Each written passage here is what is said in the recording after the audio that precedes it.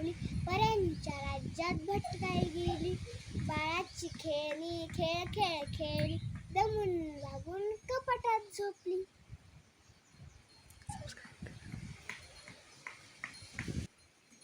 माझ्या व्हिडिओला लाईक करा, सबस्क्राईब करायचं विसरू नका. धन्यवाद.